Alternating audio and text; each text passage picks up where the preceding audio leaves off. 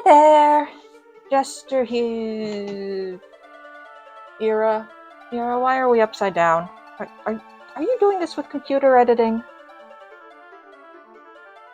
No, I know you can fix it in post. I want to know why we're upside down now.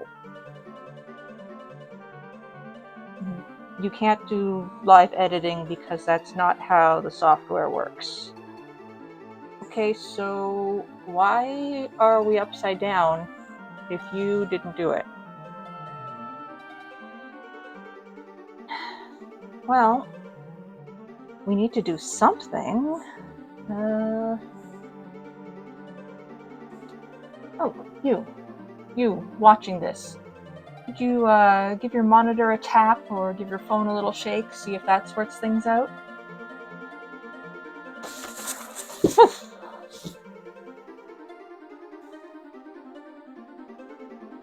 Huh, that seems to have worked.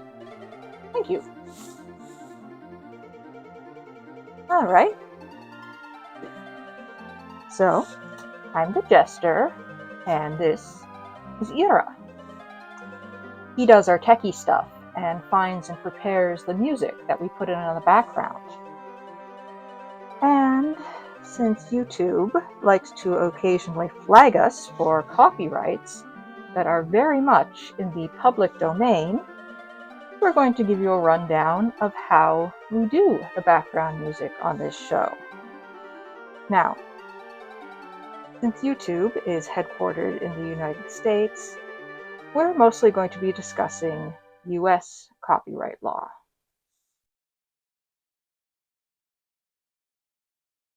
First, Ira chooses a song, sticking with classical because the composers are long dead.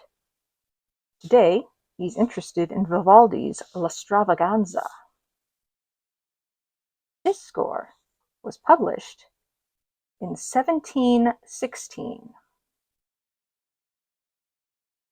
U.S. copyright states that any score published between 1925 is in the public domain.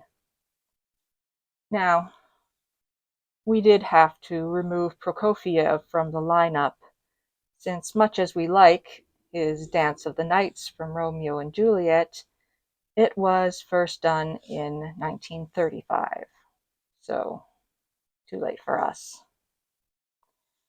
We've been more careful since.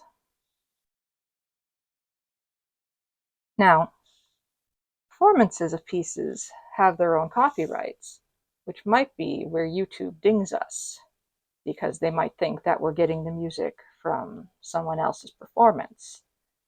But in fact, we do not use human musicians at all. And we don't use AI for anything. What we use is a musical notation software that will then play the score for us. So first, Ira finds a song he likes. He checks it for date of publication, and if it's before 1925, he goes to musescore.com to see if anyone has uploaded the piece he wants.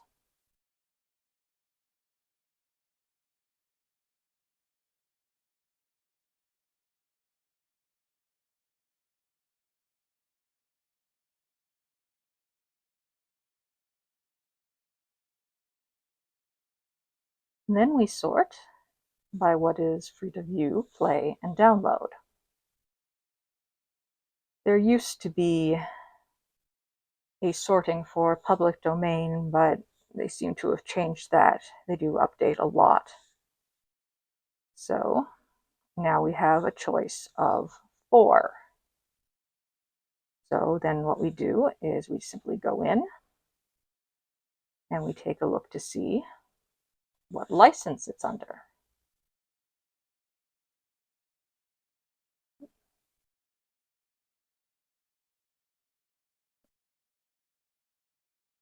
And as we can see, this is under a Creative Commons copyright waiver. If it's public domain, Creative Commons 0, or attribution, Ira will give it another listen to make sure he likes it before downloading it. We do this because we are a no-budget show, and we think that classical music suits the Commedia dell'Arts theme better than, free pop music does. This one is a Creative Commons copyright waiver. And that means that the person who associated a work with this deed has dedicated the work to the public domain by waiving all of his or her rights to the work worldwide under copyright law, including all related and neighboring rights to the extent allowed by law. You may copy, modify, distribute, and perform the work even for commercial purposes without asking permission. This simply keeps things easy for us since we have less to keep track of. How does it sound?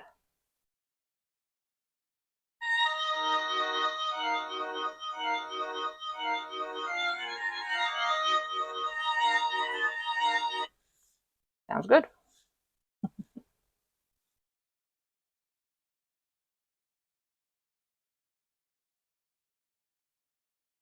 But you may ask how someone on Musescore could copyright, an old score.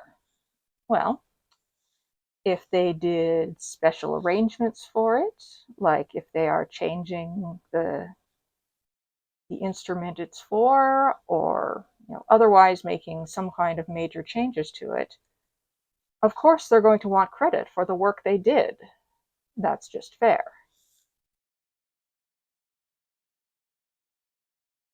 So now we are going to take that score and we are going to download it. Then we take that score and plug it into the Musescore program. And no, we're not sponsored by Musescore, it's just the program we happen to use.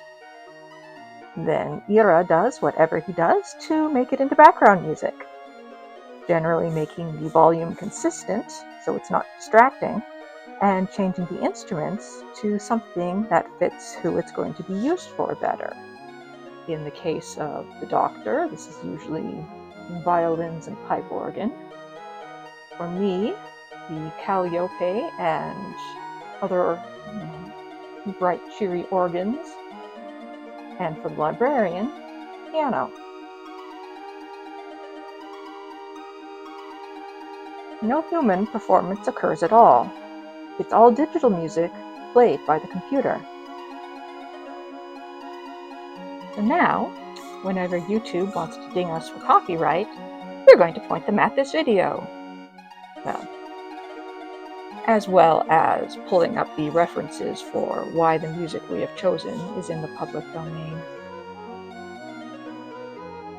Don't make us do the entire soundtrack on kazoo. Ira, play us our horrible outro music.